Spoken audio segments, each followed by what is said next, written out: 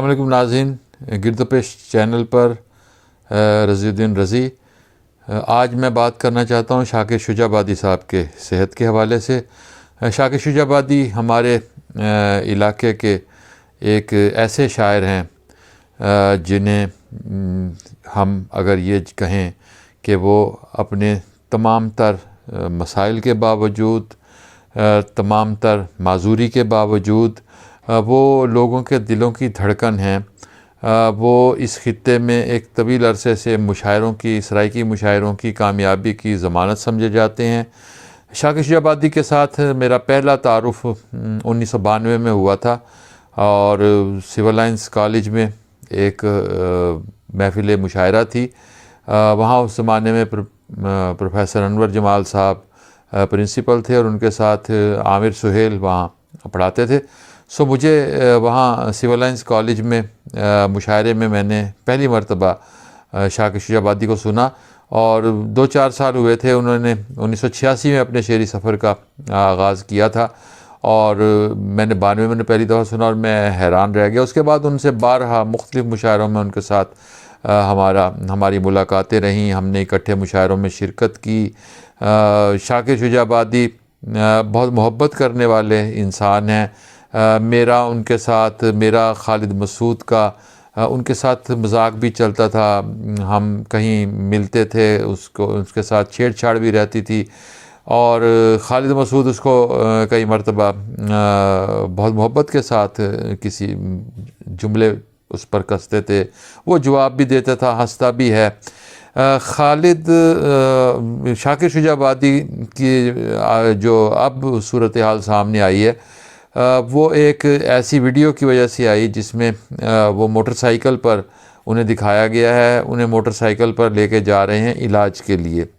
اب وہ video viral ہوئی جس میں وہ بہت تکلیف کے عالم میں ہیں شاکر شجاع آبادی صاحب، اور ان کے بیٹے ولید سے اس کے بعد رابطہ کیا گیا۔ یہ گزشتہ روز یہ ویڈیو وائرل ہوئی، اور اس کے بعد ان کے بارے میں خبریں آنی شروع ہوئیں۔ مجھے ان کے ہم نے جب رابطے کیے، ہم نے بھی رابطے کیے، اور اس کے بعد میڈیا کے کچھ اور لوگوں نے رابطے کیے، تو ان کے بیٹے ولید نے یہ ساری صورتحال بتائی، اور اس نے کہا کہ میرے والد اصل میں ان کی جو بنیادی جو ان کو عارضہ ہے، وہ انہیں ہے کہ انہیں پٹھوں میں سوجن ہے۔ وہ پیدائشی طور پر انہیں پٹھوں کے کھچاؤ کا شکار تھے، جس کی وجہ سے ان کو چلنے پھرنے میں بھی دشواری آئی، ان کی گفتگو میں بھی دشواری آئی، اور یہ مرض اب عمر گزرنے کے ساتھ ساتھ بڑھتا جا رہا ہے۔ شاکر شجاع آبادی کی عمر اس وقت 67 برس ہے، اور اس سارے عرصے کے دوران وہ تعلیم حاصل نہیں کر سکے۔ ان کا جتنا بھی علم ہے، جتنی بھی ان کے پاس معلومات ہیں، وہ کتابی نہیں ہیں۔ وہ انہوں نے ریڈیو کے ذریعے سن کر یہ ساری معلومات حاصل کی، اور اس کے بعد آگے ان کی فکر ہے، فکر کی پرواز ہے، اور ان کے حیران کر دینے والے شعر ہیں جو زبان زد عام ہوتے ہیں۔ لوگ انہیں صحیح طرح سن نہیں سکتے، وہ صحیح طرح بول بھی نہیں سکتے۔ ان کے ساتھ ایک ساتھی ہوتا ہے جو ان کی غزلیں بآواز بلند پڑھ کر سناتا ہے۔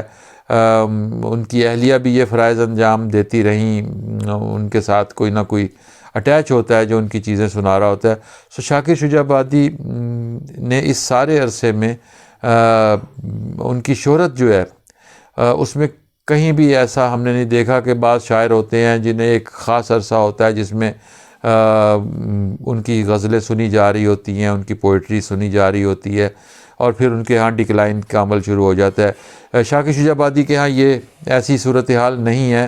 شاکر شجاع آبادی نے تسلسل کے ساتھ نئے مضامین لائے۔ ہمیں ہر کچھ عرصے کے بعد، 2-3 ماہ کے بعد ان کی جانب سے نئے اشعار، نئی غزلیں سننے کو ملتی ہیں۔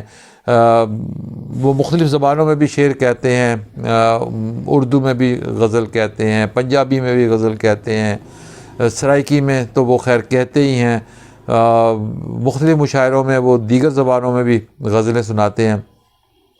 اب جو ایک افسوسناک صورتحال ہے، جو اب ان کے بیٹے ولید کی جو گفتگو ہوئی مختلف چینلز کے ساتھ، مختلف اخبارات کے ساتھ، مختلف جگہ پر ان کے پیغامات آئے، خبروں میں ان کی جو بیانات آئے، اس میں جو سب سے افسوسناک خبر یہ ہے کہ حکومت پنجاب کی جانب سے انہیں ایک جو ماہانہ امداد دی جاتی تھی وہ بند کر دی گئی تھی، اور یہ امداد شہباز شریف صاحب کے زمانے میں شروع ہوئی تھی اور انہیں ماہانہ 5,000 روپے ایک وظیفہ دیا جاتا تھا تاکہ وہ اپنا گزر بسر کر سکیں، لیکن اب وہ امداد جب موجودہ حکومت آئی تو موجودہ حکومت نے ماضی کے حکمرانوں کے کوئی اچھے کام بھی تھے وہ بھی انہوں نے ان پر کٹ لگا دیا، کہیں مالی بحران کی بات کی گئی، کہیں کوئی اور بات کی گئی، سو وہ امداد جو ایک طویل عرصے سے شہباز شریف کے دور سے انہیں مل رہی تھی